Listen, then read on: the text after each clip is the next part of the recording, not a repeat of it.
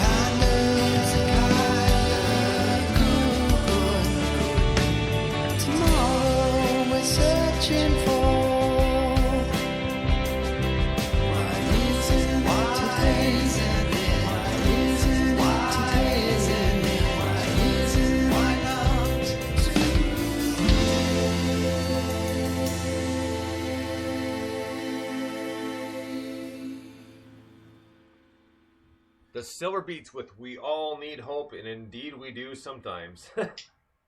But a great mellow tune. I like the vocals, and we played this band quite a few times on the show, and I really enjoy them just because it's just like it's got that kind of perfect flow, and they kind of set the tone each time they play a song. Meaning, like, it's either mellow and cool, or it's kind of more high paced, but it keeps that a certain like rhythm and tone to it each time.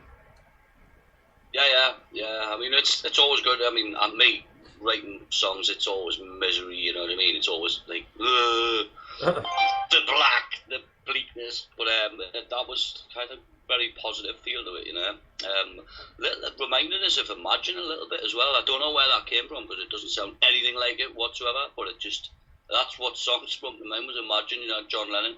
Actually, you know what, Dave? You have a point there. I didn't think about that, but I can actually relate and think of a couple places where it does. Yeah. I was sitting thinking, why is that popped into my head? It's a good tune. Well, when you get a chance, Dave, because like I said, I'm not sure if I said on the last live show, but I adopted a new puppy. Yeah, I've just seen the photo you sent there. So the bigger one is Willa, who will be 2 at the end of December. And Rini is 3.5 weeks right now. She's a puggle, which is a big old pug mix. And she is so much fun and so tiny, but it's nice because, Willa's kind of showing her, so this is my house, I'm the alpha. But at the same time, too, is Rini's giving her crap back, so she's not kind of taking it fully. She's a little bit more submissive, but she's got a little bit of an attitude to her as well, so it's cool. So I can't wait till she goes older, and I have exactly 1 month, under 1 month, where I can take her to the dog park where I take Willa every day, and I can't wait to see those two run together. Yeah, indeed, that'll be a laugh. It's so funny seeing them run in the backyard already, and I just want to see them how they'll interact together with other dogs, whether they're going to team up or who's going to protect who, sort of thing, and. Because Willa loves the dog park. She's a whole 26 pounds, but thinks she's 90. Yeah, that's most dogs, though, isn't it? But it's funny though because she's got a little bit of attitude, but she's not a yapper. Like, she doesn't bark all the time, and no, she's very cuddly. So she's not your generic kind of small dog sort of thing. But yeah, she's a lot of fun, and. Potty train's coming along. She's almost there, not quite there. And one thing I'm thinking of is I might do, which a couple people suggested, because with Willa, she got really irritable when she had to go. So it was pretty easy to know when she had to go. And at this point in time, 3.5 hours is the max Rini can go without going to the bathroom if she needs to go. So what people mentioned is because they're like, well, she doesn't do anything. So why don't you put some bells on the door? So each time you go to the door, she has to go out. You take her paw and she hits the bell. And then she gets used to doing that, so every time she goes to the bathroom, she goes and she hits the bell. All right. So I think with her that might be the case, because otherwise she either drags her bum, which is an obvious sign, or the only other time is when she's sleeping. She gets restless and she starts to kind of push it with her paws, and she sighs a lot, so she has to go. Yeah. Other than that, I'm kind of sticking there the regular 2 to 3 hours to take her out. So she's getting better, and still had a few accidents, but. By another 2 weeks, by the time she's 4 months, she should be good. But I'm going to try that bell thing, because I think that might work for her specifically. Because Willa, she's good now. She's almost 2. So I know her schedule, and Rini's kind of all spotted at the moment. So. Yeah. There's a line in that other song as well about ringing bells as well, Doc. Because there's a relevance there. That's right. Maybe she is from hell. So, next up is... a band called Shadows and Mirrors. This is off their album Aria. This one's called I Don't Mind. Take this.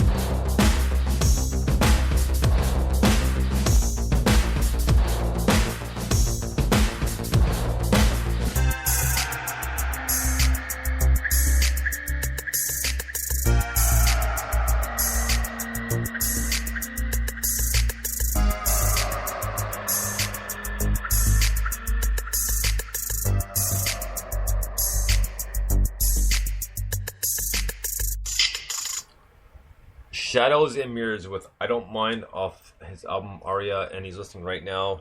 And I told him I said buy it. Aria is a great album, so you should definitely check it out. So a good mix of like electronic and the vocals. And Dave kind of played off. You're talking about Depeche Mode because there's definitely some Depeche Mode influence in that for sure. I thought that straight away. I mean,